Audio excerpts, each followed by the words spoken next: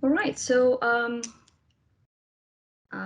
welcome to our last workshop in the series of the Cultural Heritage Across Borders program, led by King's College London and the Historical Museum of Londrina in Brazil.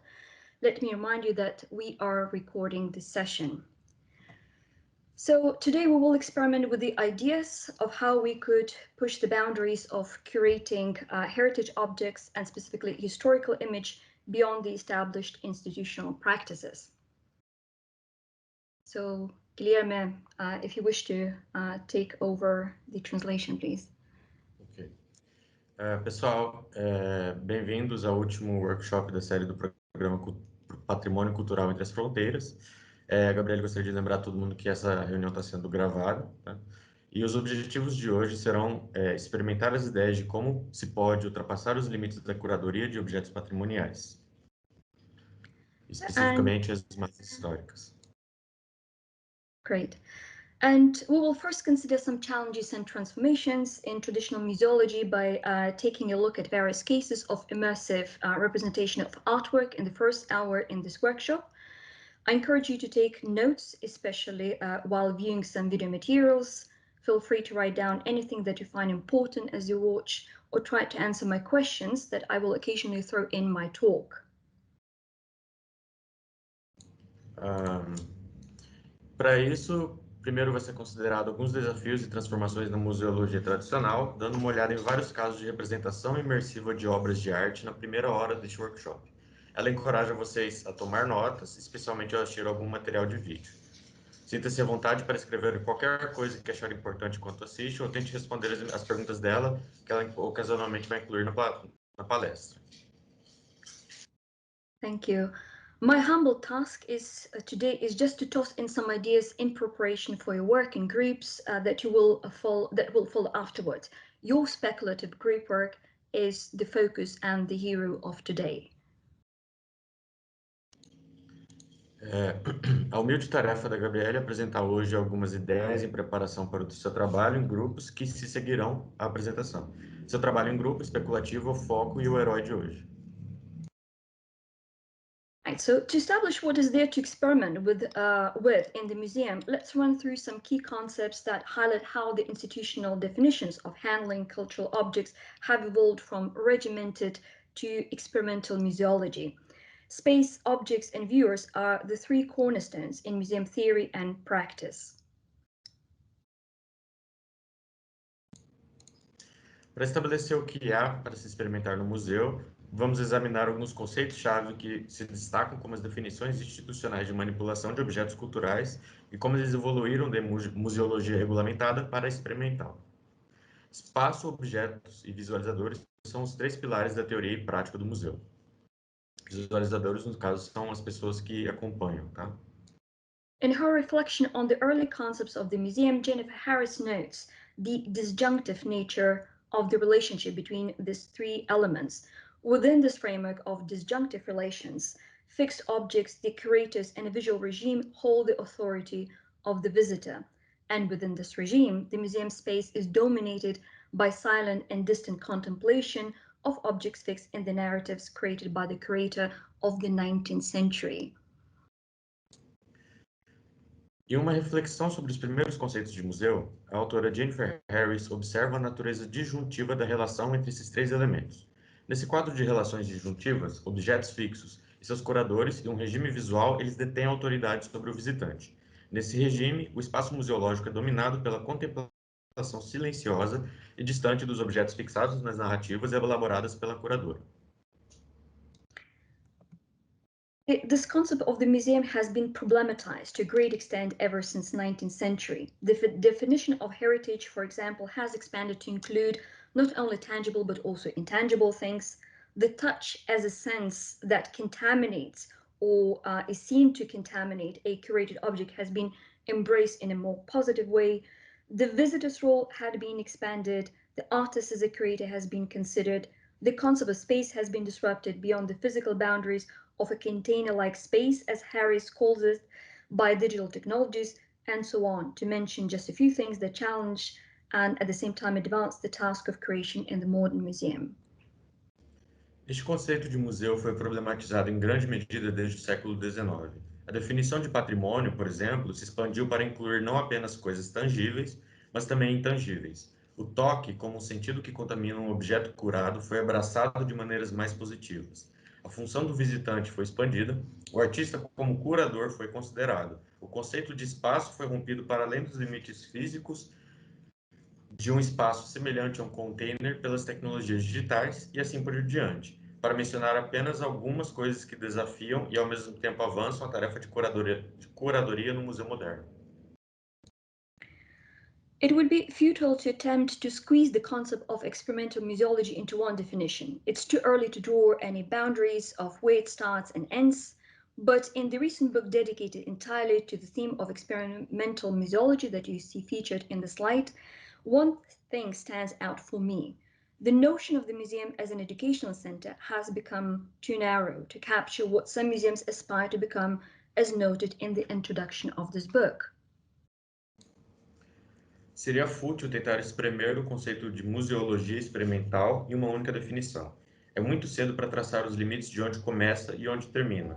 Mas, nesse livro recente, dedicado inteiramente ao tema da museologia experimental, como está aparecendo no slide, uma coisa se destacou para Gabriele: a noção do museu como um centro educacional que se tornou muito estreita para capturar o que alguns museus aspiram a se tornar, conforme observado na introdução.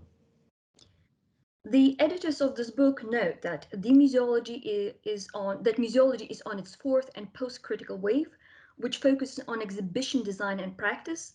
At this stage, it is also keen to explore and use the museum as a site laboratory and as a site of experimenting with the exhibition space.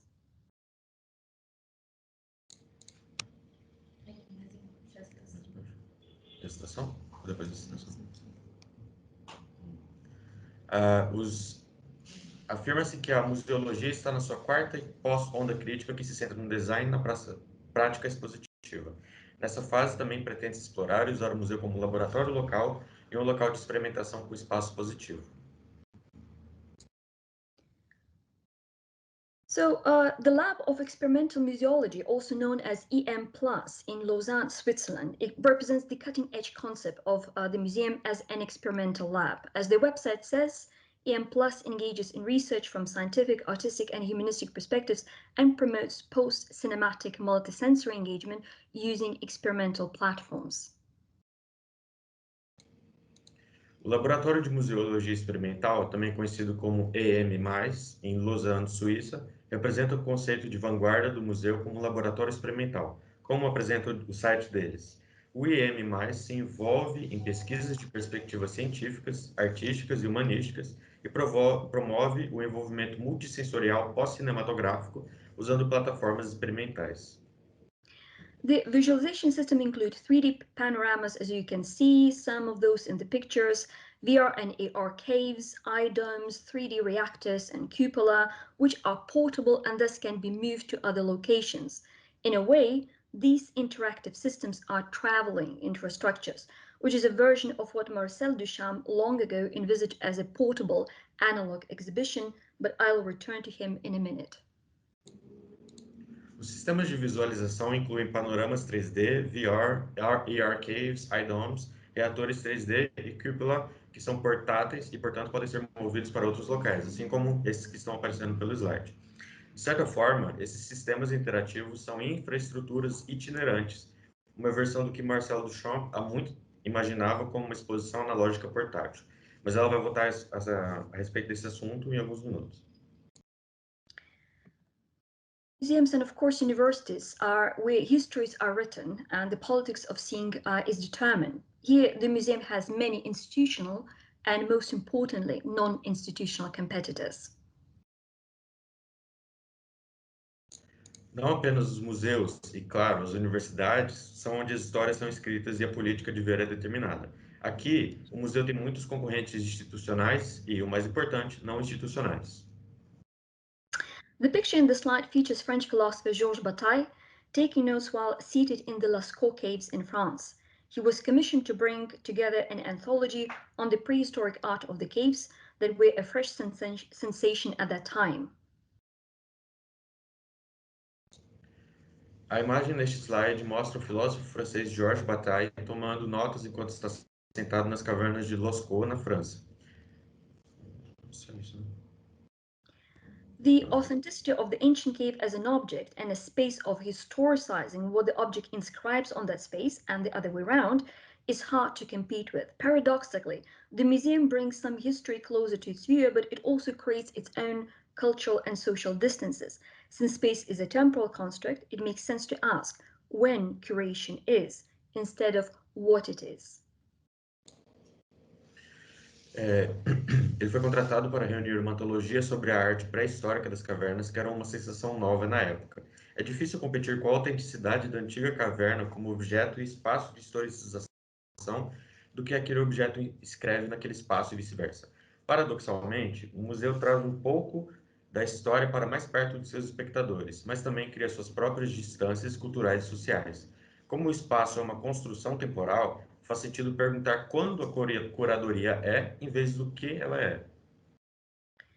The concept of museum as a container box fixed in one place that cannot reach out for visitors beyond its physical confines has been contested by artists before institutional museology accepted the challenge of transformation. Back in 1930, Georges Bataille placed the visitor at the center of museum curation. He said, we must realize that the holes in art objects are but the container, whose content is formed by the visitors. It is the content that distinguishes a museum from a private collection. And we can add here that the content needs a narrative and relevant language capable of drawing a viewer in. O conceito de museu como uma caixa de container fixada em um lugar que não pode alcançar os visitantes além de seus limites físicos foi contestado por artistas antes que a museologia institucional aceitasse o desafio da transformação. Já em 1930, Georges Bataille colocava o visitante no centro da curadoria do museu. A citação: devemos perceber que as salas e os objetos de arte são apenas o container, cujo conteúdo é formado pelos visitantes. É o conteúdo que distingue um museu de uma coleção privada. E podemos acrescentar aqui que o conteúdo precisa de uma narrativa e linguagem relevante, capaz de atrair o espectador. John Cannonberg notes that the language of museology is still very much geared towards the old understanding of museum spaces and objects within. He argues that we need a new language of objects. For example, curating the sound as a museum object is problematic, not only because that it cannot be easily translated into visual object, but also because of how we talk about it. Museology defines sound as an object, while, for example, philosophers define it as an event. John Cannonberg observa que a linguagem da museologia ainda está muito voltada para o antigo entendimento dos espaços e objetos do museu.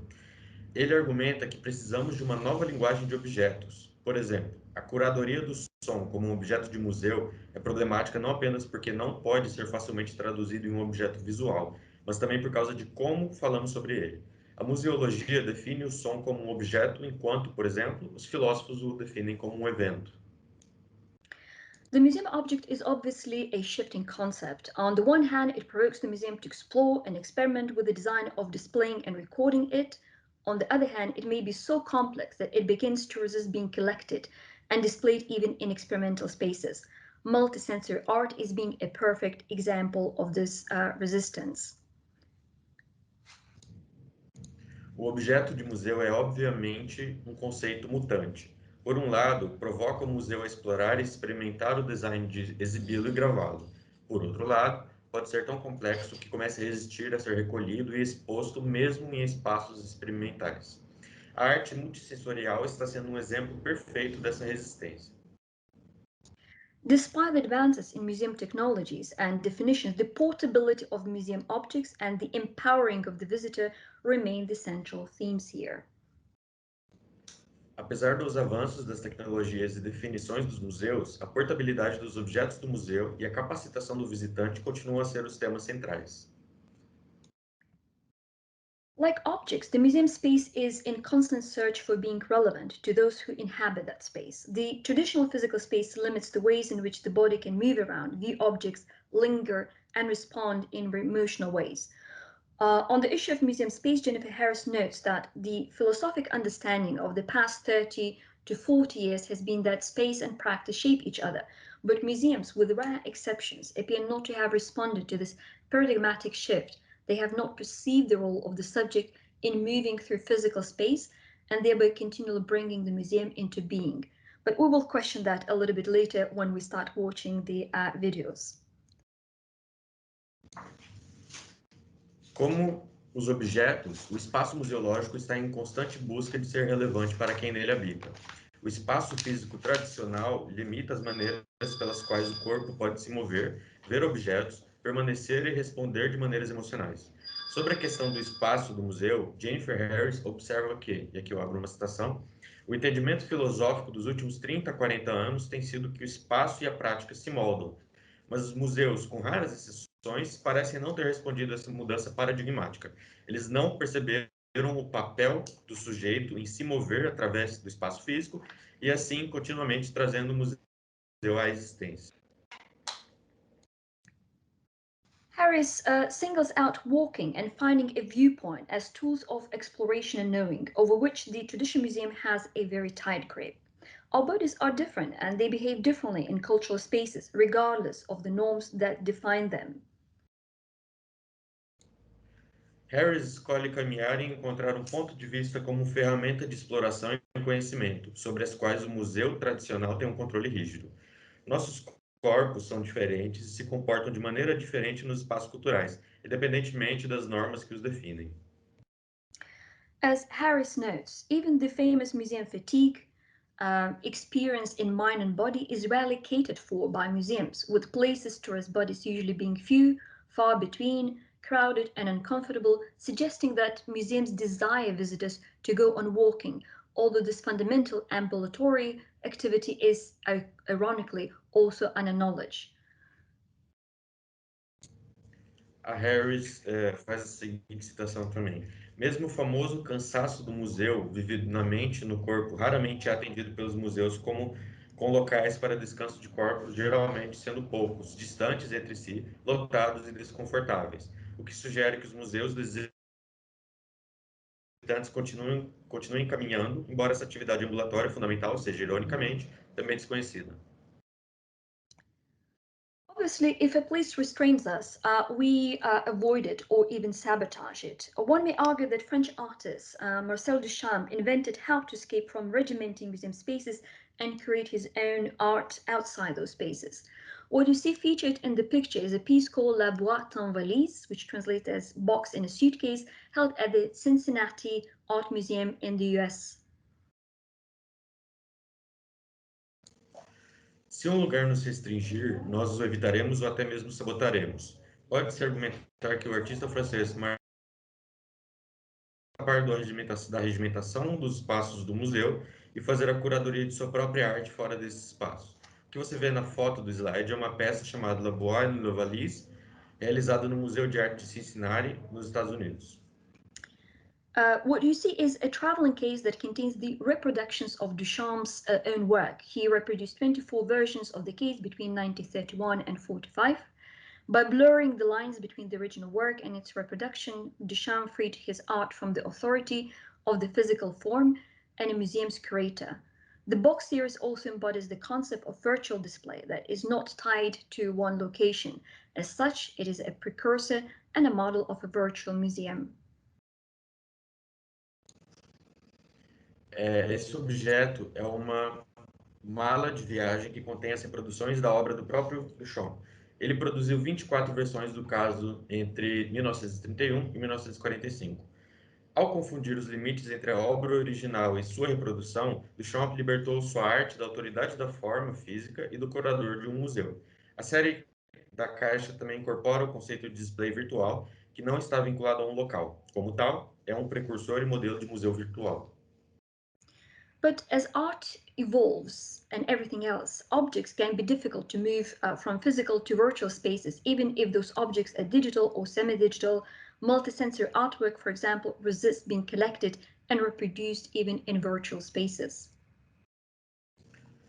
Mas pode ser difícil mover objetos de espaços físicos para virtuais, mesmo se forem digitais ou semidigitais. A arte multissensorial, por exemplo, resiste a ser coletada e reproduzida mesmo em espaços virtuais. Let's take for an example this artifact called Dataflex, created by the London-based artist Fabio Lattanza-Antinori. Dataflex is already part of the permanent collection of Victoria and Albert in London.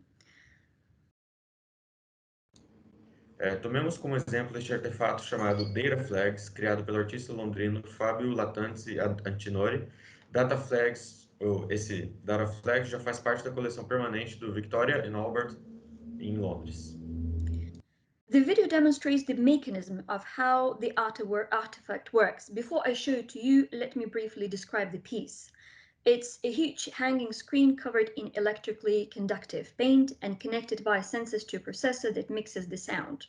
The diagram-like pattern printed on the screen is actually the 10-year trading data of the Lehman Brothers Bank, which went bankrupt and triggered a global economic crisis. The screen is interactive. A visitor's touch triggers the sound. The sound is an operatic voice singing out the numbers and symbols of the trading data.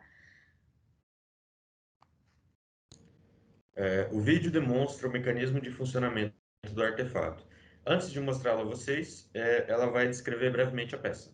É uma enorme tela suspensa coberta com tinta eletricamente condutora e conectada por meio de sensores a um processador que mixa o som. O padrão semelhante a um diagrama impresso na tela na verdade, os dados de negociação de 10 anos do banco Lehman Brothers, que faliu e criou uma crise econômica global. A tela é interativa. O toque de um visitante aciona o som, e o som é uma voz operística cantando os números e símbolos dos dados de negociação. So let's watch the video shortly, and as you watch, write down at least one reason that would make this artifact difficult to create online. A gente vai assistir o vídeo e enquanto vocês assistem, escrevam pelo menos um motivo que tornaria este artefato difícil de se curar online.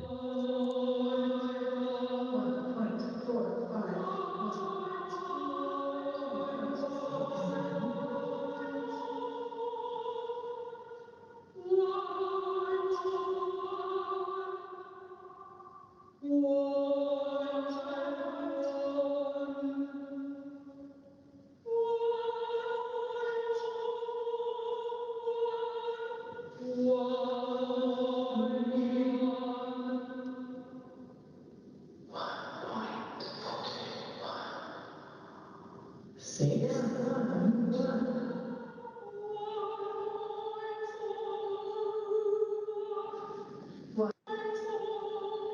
From this video, you've got an idea how the artwork behaves when the viewer interacts with its surface.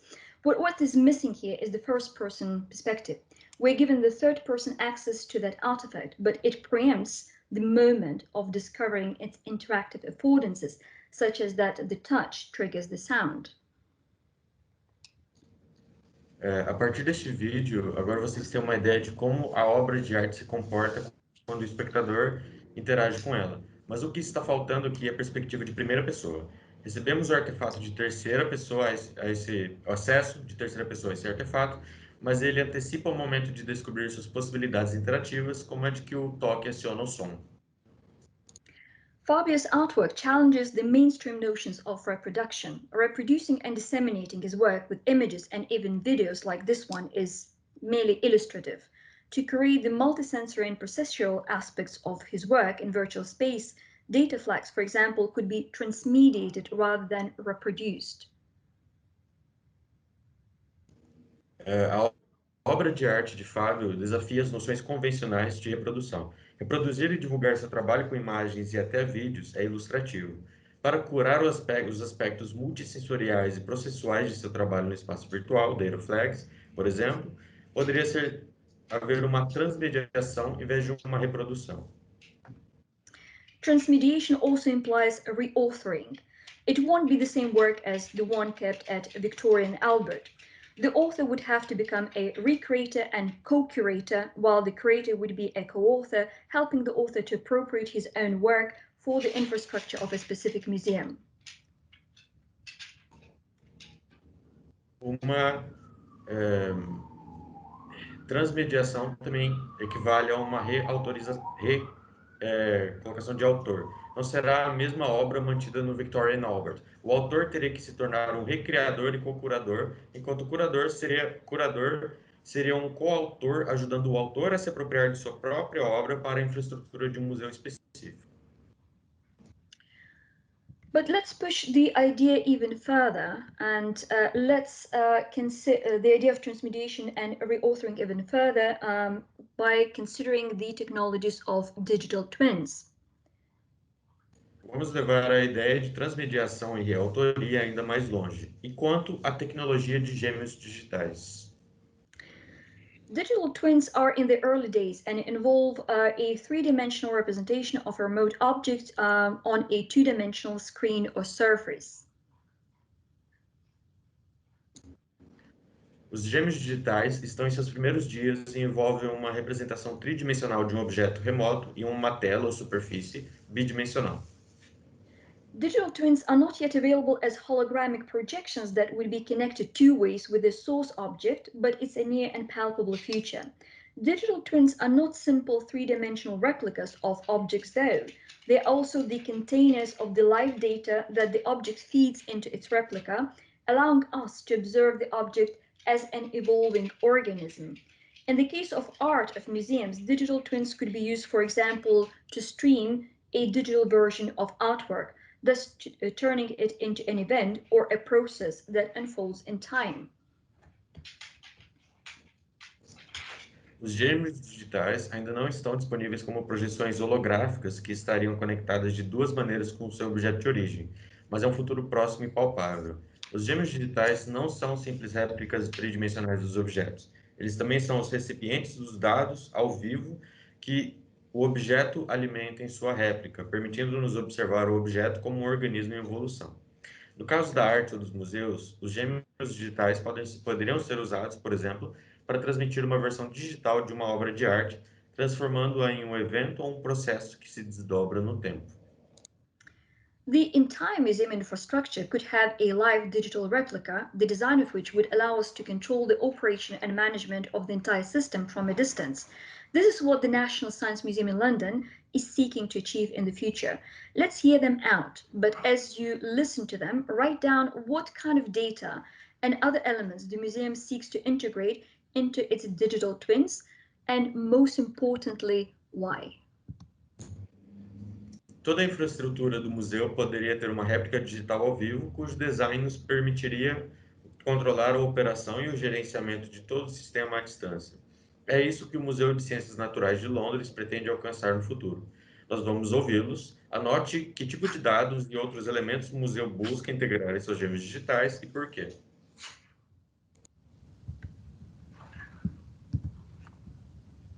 Technology ambitions too. The estate is 100,000 square metres. Within that, there are 15,000 sensors measuring everything from temperature, vibration, light. And those things are protecting the building, running things like the air conditioning, but it's also protecting our collections. So across the museum at the moment, we've got over 600 sensors, all sensing various parameters, things like relative humidity and temperature are the main two that we'll be looking at, but we've also got monitors to check lux levels and UV levels, vibration across the sites, flood monitoring for our off-site collections to ensure that we get somebody there quickly to check if there's any kind of flood damage to an area. We produce a vast amount of data from our 600 sensors. We also have an estates department who also produces a vast amount of data from their BMS system. So moving forward, we want to be able to join forces so we can use our data more effectively in the future for better results. Ideally, what we'd be looking to do with the Internet of Things is try to link this into looking at not just our data set, but adding our data set to things like our estate BMS data sets, and also linking in our integrated pest management or IPM data into one whole front-end screen that all of that data is immediately available. How that would be helpful for us is with regards to things like the BMS data, quickly we can now identify if we are having an issue with our environment by looking at what the BMS data is also doing. We can hopefully try and identify what's causing that problem and quickly try to rectify it between our own team and our estates team as well. The compressors that we're using are very large. and they tend to create a lot of humidity inside the lines, which can cause breakdowns with the pneumatic system that we have. We have to monitor that very closely. This graph also gives us a historical record of when things go wrong, and we could use that data to actually predict when other faults may occur, and also tell if there's a steady increase in current, for instance. So having this data is very useful to all of us. Everything the museum does is basically centred around our core purpose, which is to protect our collection of 86 million specimens. Right, so let's go back. So with the current experiments and new technologies on the horizon that are bound to transform the space of the museum even further, the museum is reconceptualized as a distributed space, which unfolds across conceptual divides between physical and virtual, the fixed and the mobile, and close and open. Com os experimentos atuais e as novas tecnologias no horizonte que vão transformar o espaço do museu ainda mais, o museu é reconceitualizado como um espaço distribuído que se desdobra em divisões conceituais entre o físico, o virtual, o fixo e o móvel, o fechado e o aberto.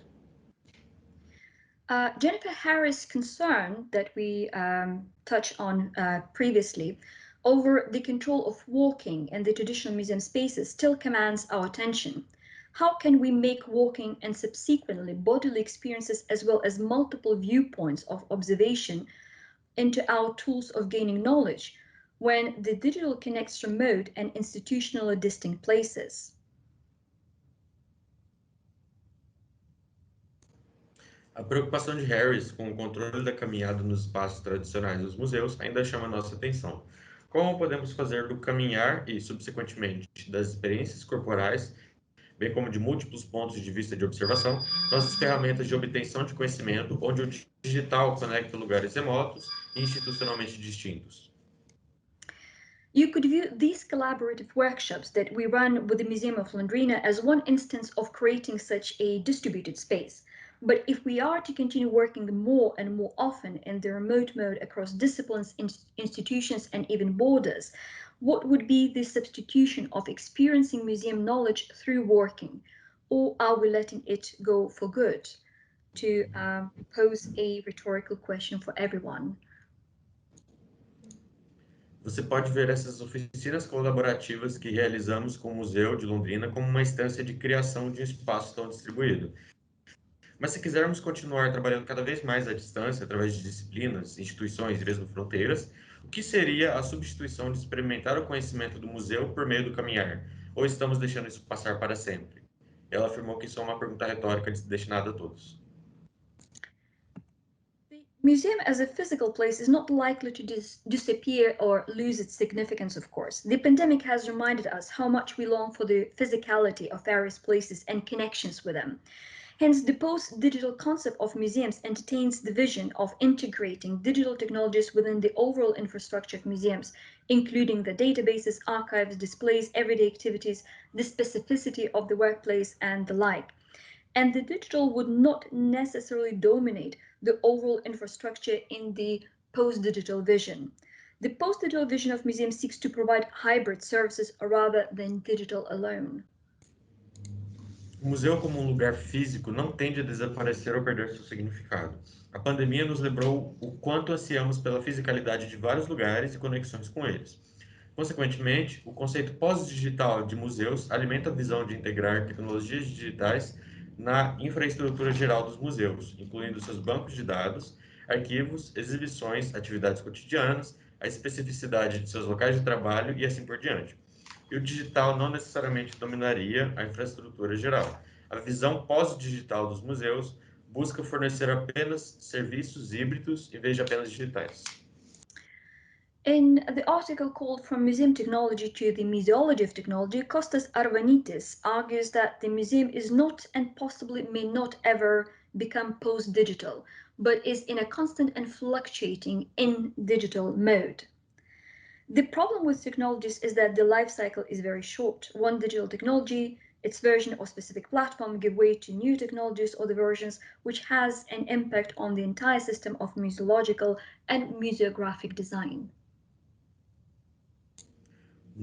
No artigo da tecnologia do museu, A Museologia da Tecnologia, de 2015, de Kostas Arvanitis, ele argumenta que o museu não é e possivelmente nunca se tornará pós-digital, mas está em constante e flutuante modo in-digital.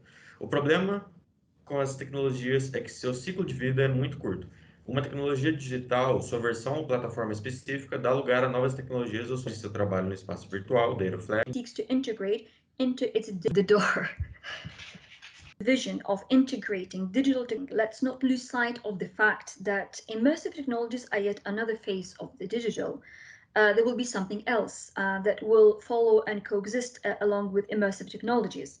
Immersive technologies can be also tied to physical place in so-called on-site experiences, which seems to fit the post-digital model of museums. Por mais novo e empolgante que seja, não vamos perder de vista o fato de que as tecnologias imersivas são mais uma fase do digital. As tecnologias imersivas também podem estar ligadas a um lugar físico nas chamadas experiências on-site, que parecem se adequar ao modelo pós-digital de museus. So now let's move to a few cases. Process. So technological affordance. Yeah, I really wanted to build on that because to encourage you to on this program. Você não precisa de ter o Masterpieces by Leonardo da Vinci, as you can see here, is The Virgin of the Rocks, painted for the chapel at the San Francesco Grande Church in Milan. It's a well-known object of art, which is now in the possession of the National Gallery of London. Uma das obras-primas mais queridas de Leonardo da Vinci é a Virgem das Rochas, pintada para a capela da igreja de São Francesco Grande, em Milão. É um conhecido objeto de arte que agora está em posse da National Gallery de Londres. It appears that beneath the surface of the painting, there is an underdrawing that depicts an entirely different composition. Thanks to infrared reflectography and hyperspectral imaging, the museum has known since 2005 that Leonardo reworked his painting. Thanks to new technology, these underdrawings can be seen more clearly, as you can see in the fragment on your right side, and is being overlaid on top of the visible painting on the left side. Parece que por baixo da superfície da obra existe um subdesenho que retrata uma composição totalmente diferente. Graças à reflectografia infravermelha e imagens hiperespectrais, o museu sabe que, desde 2005, Leonardo retrabalhou essa pintura. Graças à tecnologia mais recente, esses esboços podem ser vistos mais claramente no fragmento do seu lado direito e como sendo sobrepostos na parte superior da pintura visível no lado esquerdo do slide. By being so genetically complex, this painting defies the concept of Marcel Duchamp when he called all paintings in a very disparagingly as retinal art, or in other words, as art designed for the eyes only. Por ser tão geneticamente complexa, essa pintura desafia o que Marcel Duchamp chamou de forma depreciativa de arte retiniana, ou, em outras palavras, arte projetada apenas para os olhos. For Duchamp, all the paintings represented retinal art, but this complexity that you see here has to be known and shown. To question Duchamp's definition whether painting is retinal or not is a matter of how it is displayed to the audience. Here we're dealing with the same issues of walking, multiple viewpoints, and experiential interactions.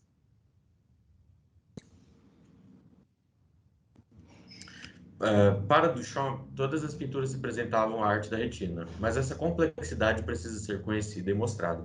Para questionar a definição de Duchamp, se uma pintura é retiniana ou não, é uma questão de como ela é exibida para o público. Aqui estamos lidando com as mesmas questões de caminhada, múltiplos pontos de vista e interação experiencial.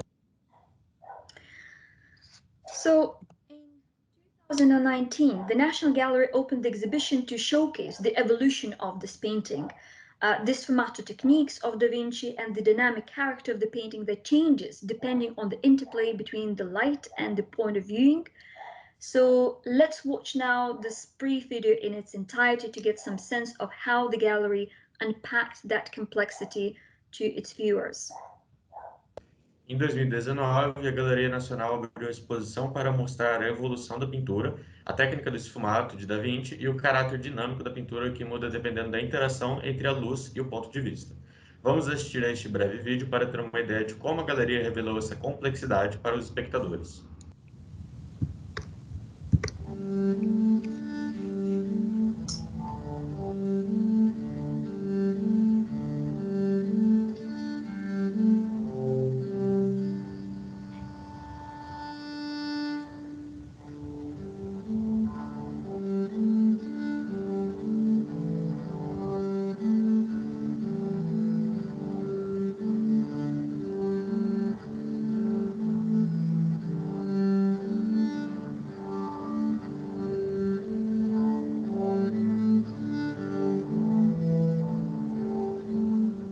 What we want to do is take the visitor on a journey. So from the places that Leonardo was familiar with to his interests in light and shadow and optics. We want to take you in the studio where he's working. We want to take you to the National Gallery's own conservation studio where the research was done on the picture. And then we want to take you to the church for which the picture was made that no longer exists. And it's an immersive experience where digital allows you to do things that you couldn't normally do in a National Gallery exhibition.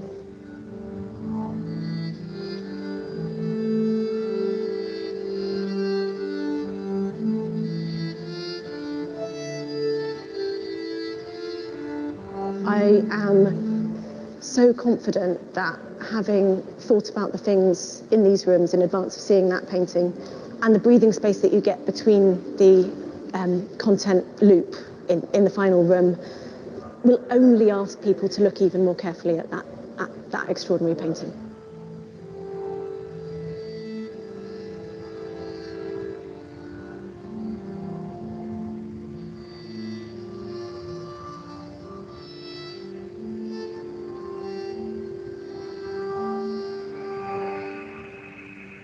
So the other on-site immersive exhibition of Leonardo da Vinci was organized in Milan also in 2019. And if that exhibition was to define the museum today, it would be a site laboratory of storytelling, which merges 3D design technologies, architecture, and theater.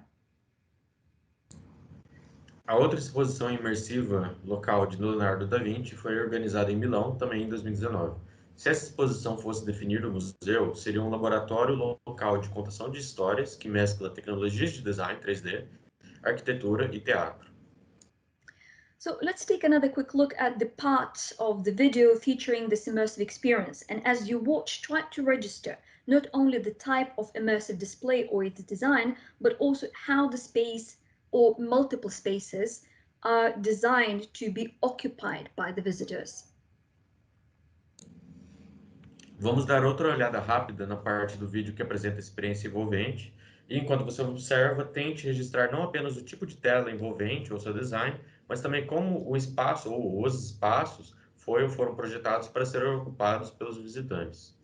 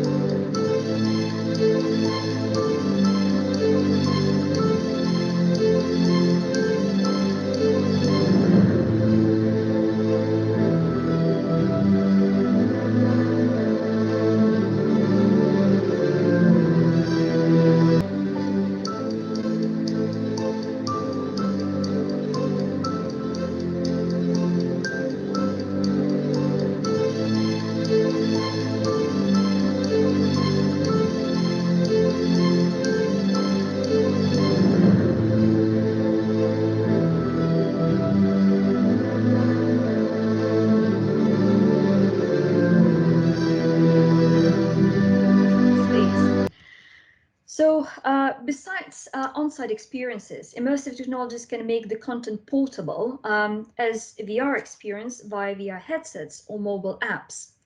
But I would not say that VR experience is more portable than an image reproduction. It is portable, though, in a different sense. Let's not forget that immersive portability of this kind has its own limitations, such as not everyone can afford headsets and a powerful enough computer to run VR. The other limitation is that some experiences are confined to specific platforms and headsets. Our next example is a case in point. It concerns the massive narrative that revolves around Da Vinci's most famous painting, Mona Lisa, and is available only for the HTC Vive headsets. As tecnologias imersivas podem tornar o conteúdo portátil como uma experiência de realidade virtual por meio de fones de ouvido ou aplicativos móveis de realidade virtual. Mas não diria-se que a experiência de realidade virtual é a mais portátil do que uma reprodução de imagem.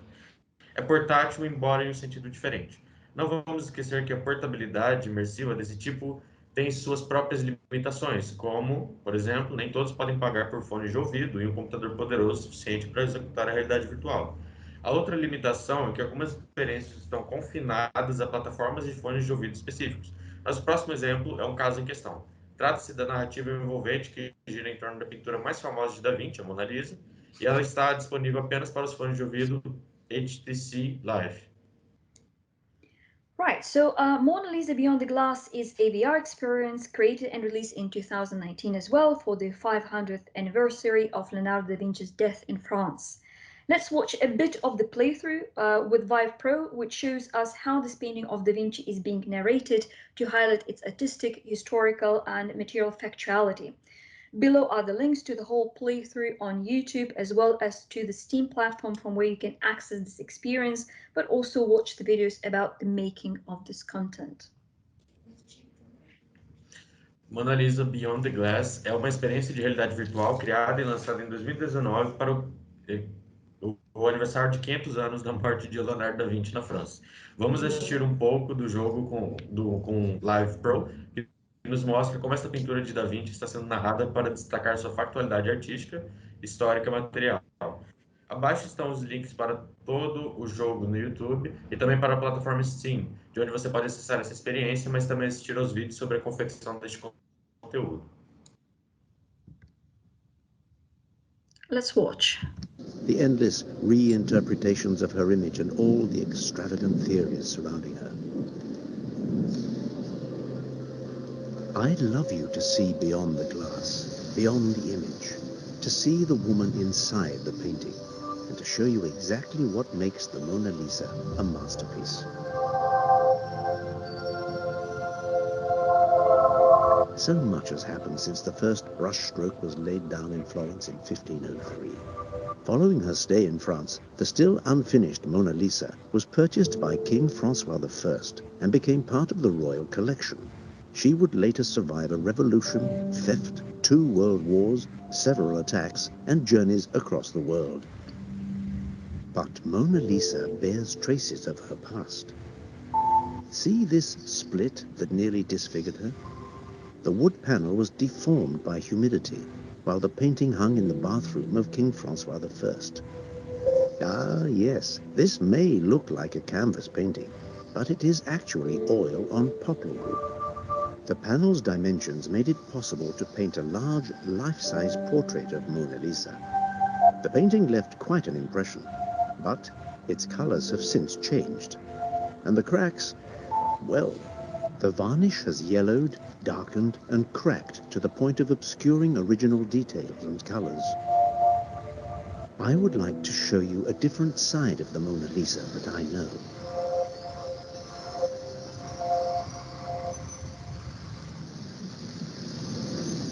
Lisa, Madonna Lisa del Giocondo. In 1503, Mona Lisa was only 24 years old. And this is quite a long video, therefore I'll jump towards the end to show you one more narrative line here.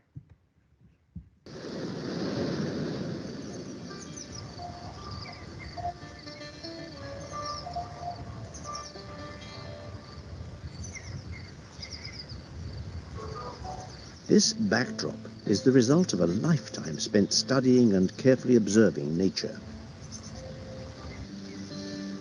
The artist creates the illusion of depth by progressively softening edges and varying color hues according to distance. This is the principle of atmospheric perspective. In this imaginary landscape, we can see allusions to the history and slow formation of the world, the battle of the elements, the water shaping the earth, and man's attempts to clear a way for himself. I would love to fly over this make-believe landscape, wouldn't you?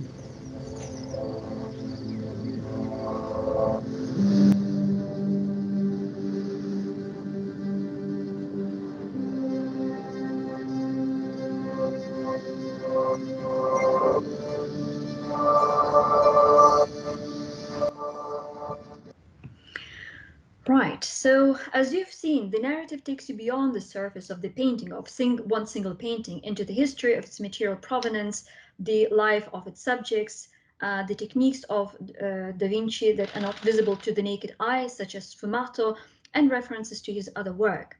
It's a complex narrative that is part a museographic reconstruction and part a speculation, especially at the end where the makers build the landscape, as you see here, just like we learned to build a terrain last time with Unity in the workshop that was not recorded. And the makers built a fly-through experience based on the landscape that forms the background of Mona Lisa. The narrative reveals thus not only what research knows, but also how it knows. Como você viu, a narrativa leva você para além da superfície da pintura para a história da sua proveniência material, a vida de Da Vinci, suas técnicas que não são visíveis a olho nu, como esfumato, e referências às suas outras obras. É uma narrativa complexa que faz parte de uma reconstrução museográfica e parte de uma especulação, principalmente no final, onde os construtores construíram a paisagem. Assim como aprendemos a construir um terreno da última vez com Unity naquela oficina que não foi gravada. E eles construíram uma experiência de sobrevoo com base na paisagem que forma o pano de fundo da Mona Lisa. A narrativa revela não apenas o que a pesquisa sabe, mas também como se sabe estão disponíveis como projeções. And now we're inching towards the end of my presentation. I'd like to introduce the task, but also support it with some examples. So for the task in the second part of this workshop, take the Historical Museum of Londrina and its image archive, could be some images that you saw demonstrated during the last workshop, take them as your case and develop a concept for the application of immersive technologies in their curation. So the questions to ask would be to what extent you would manipulate the historic images and how. Here you might consider the technologies, but also the design. Also consider what do you want to bring forth by virtualizing the historical images, what museological principles underlie your approach to space, images, and viewers, something that we've discussed copiously today, and what are your viewers? Como uma espécie de atividade, a Gabriele sugere o seguinte: pegar alguns objetos, algumas imagens do acervo do Museu Histórico de Londrina, que podem ser algumas imagens que foram vistas na própria workshop, como um caso que se possa desenvolver o conceito para aplicação de tecnologias imersivas e sua curadoria. E é importante considerar, primeiro, até que ponto você manipularia as imagens históricas e como. O que você gostaria de trazer com esse uso dessa plataforma, dessa imersão na imagem? E quais são os princípios museológicos que estão por trás da abordagem do espaço, das imagens e das pessoas que são o produto final daquela manipulação? E quem serão os espectadores dessa manipulação? So, but let's take a quick look at two examples of how two-dimensional artwork, although I would probably disagree that artwork is two-dimensional at all, but here we're talking about the technical aspects of that artwork.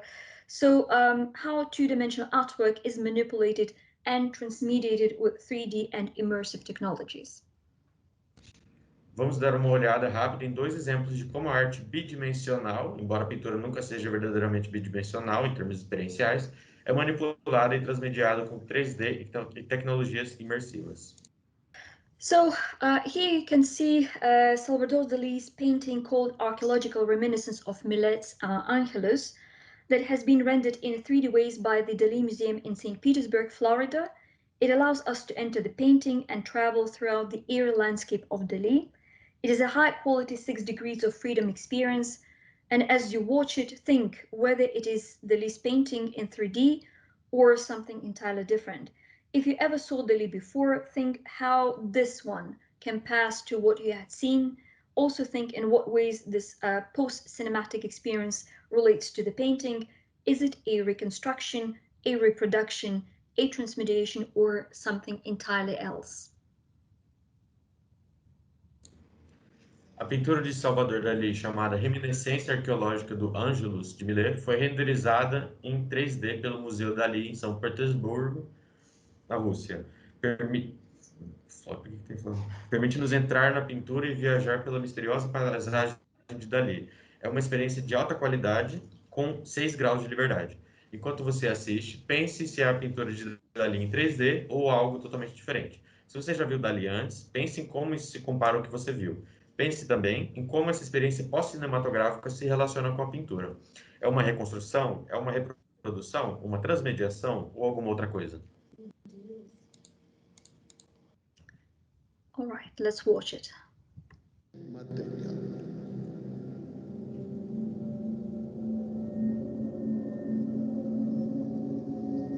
Delirium is injected and sublimated in these rocks.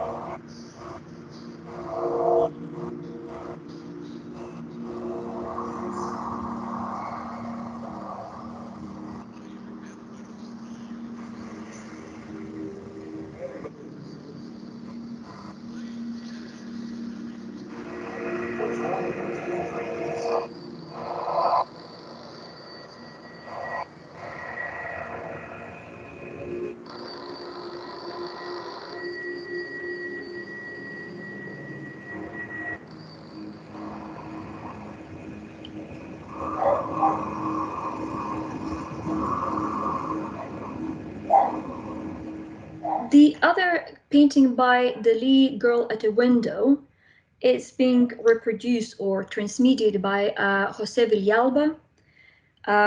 It's the painting from Dali's early career. It depicts his sister Anna Maria. She gazes out of a wide open window overlooking the sea at Cadaqués. This 360-degree video created by José Villalba with Unity 5, which you already know, can be viewed with a mobile VR headset.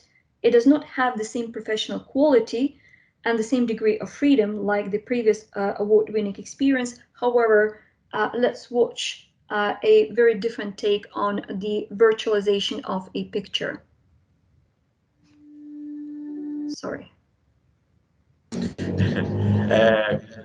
A Garota em uma Janela é outra pintura de Salvador Dalí de seu início da carreira.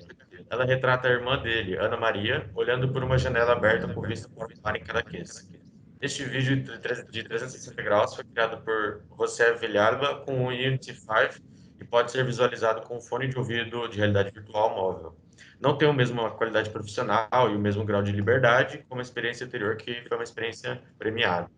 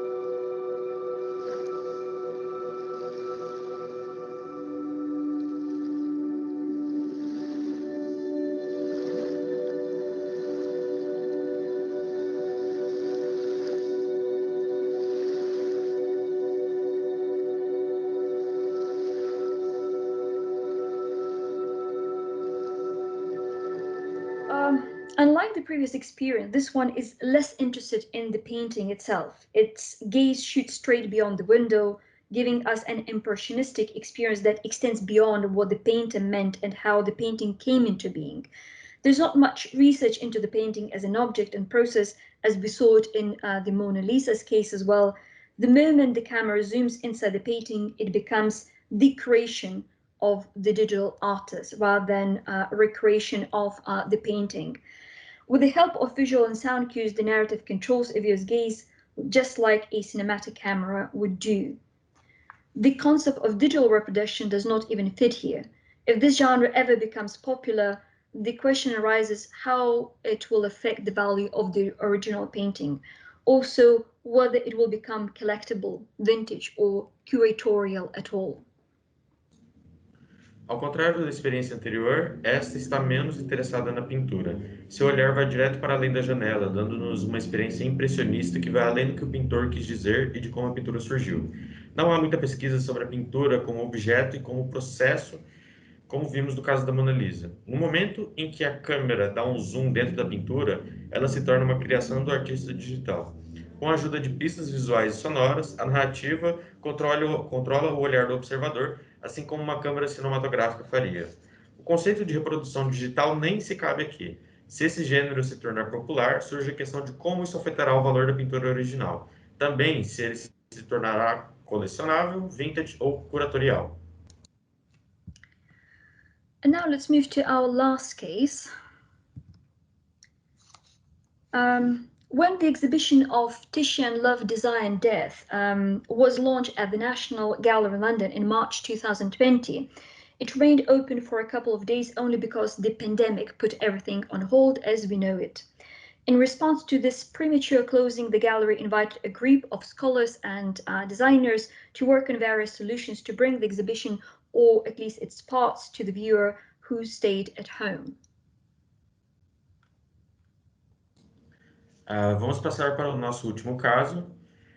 Quando a exposição de Tiziano, Amor, Desejo, Morte, foi lançada na National Gallery de Londres, em março de 2020, ela permaneceu aberta por alguns dias apenas, porque a pandemia paralisou tudo, como a gente conhece.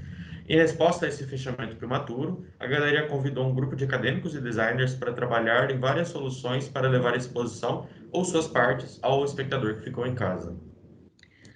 Here in one of his paintings called Diana and Acton, which you see featured on your left side, Titian retells the story from Ovid's classical Metamorphoses about Acton who secretly catches Diana taking bath and at the same time spying on pregnant Callisto. The story has a morbid ending, both for Acton and Callisto, but not for Diana. But the picture here freezes this climactic moment before everything escalates and is finally revealed. In fact, it's the moment before the violence ensues. We have a complex picture that plays with the various viewpoints in a very cinematic way. Aqui, eu li desde o começo aqui. A história ela tem um final mórbido, tanto para Acteon quanto para Callisto, mas a imagem que congela esse momento culminante antes que tudo seja revelado e se intensifique. Temos uma imagem complexa que brinca com os vários pontos de vista de uma forma muito cinematográfica. Our colleague Neil Jakeman from King's Digital Lab was one amongst those who worked on virtualizing Titian. In result, he created a three-dimensional rendering of Titian's painting with Blender and animated it with FSP. The result is interesting in itself, and I'll show it to you in a second. But the process of rendering is also no less significant. The act of transmediation and design became a sort of research. In that process, Neil has discovered interesting geometric inconsistencies and deficiencies hidden in plain sight of that painting.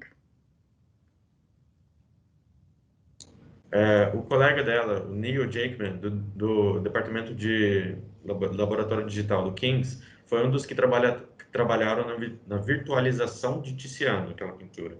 Como resultado, ele criou uma representação tridimensional da pintura de Tiziano com o Blender e a animou com FSP. O resultado é interessante por si só, ela vai mostrar a vocês em um segundo, mas o processo de renderização também não é menos significativo. O ato de transmediação e design torna-se uma espécie de pesquisa.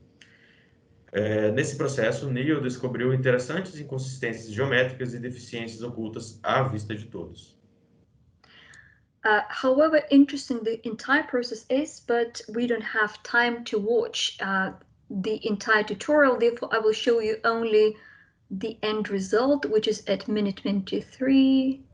So starting off from the original composition, the animation transitions into a colored version of my composition, to a grayscale version of my composition, and then we've tracked the camera to move very slowly around.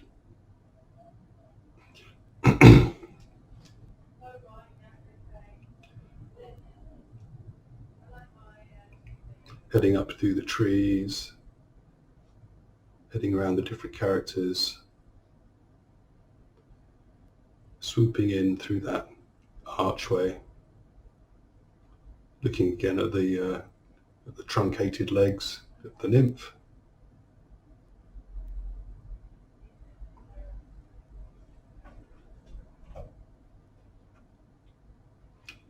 Swinging round to Actaeon's point of view.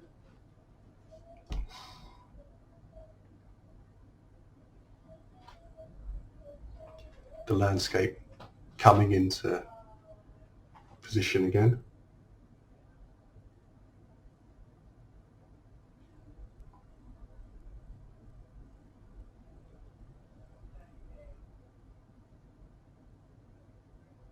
And back to the original perspective, to the colour, cutting off the sides into the square composition that was already there.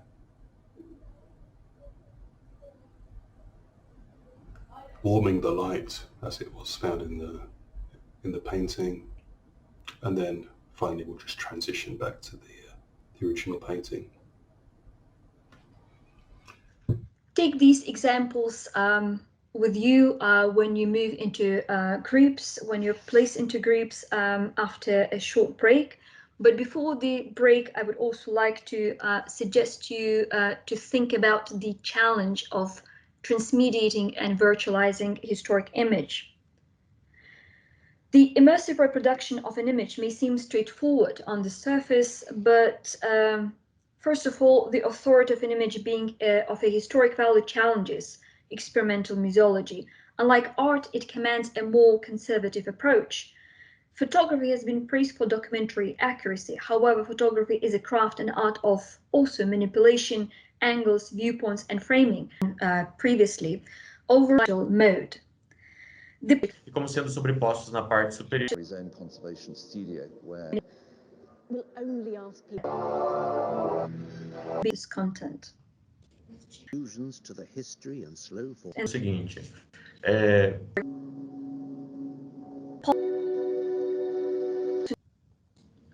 vamos ver desse vídeo pra gente. Those narratives may complement each other, but also compete. A reprodução imersiva de uma imagem pode parecer simples na superfície. Em primeiro lugar, a autoridade de uma imagem com valor histórico desafia a museologia experimental. Ao contrário da arte, ele comanda uma abordagem mais conservadora. A fotografia tem sido elogiada por sua precisão documental. Contudo, a fotografia é um ofício e uma arte de manipulação, ângulos, pontos de vista e enquadramento, contextualizando e descontextualizando seu assunto ao mesmo tempo.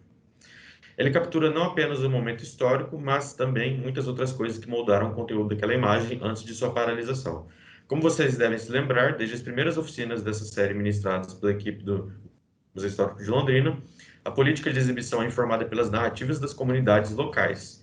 Essas narrativas podem se complementar, mas também competir.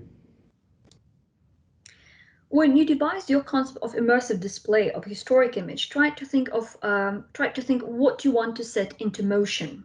Here, it might be useful to draw on the practice of unarchiving. Coined by process philosophers Erin Manning and Brian Masumi, the concept of the unarchive favors the process of discovering and understanding art by producing new work instead of traditionally archiving and describing the existing work.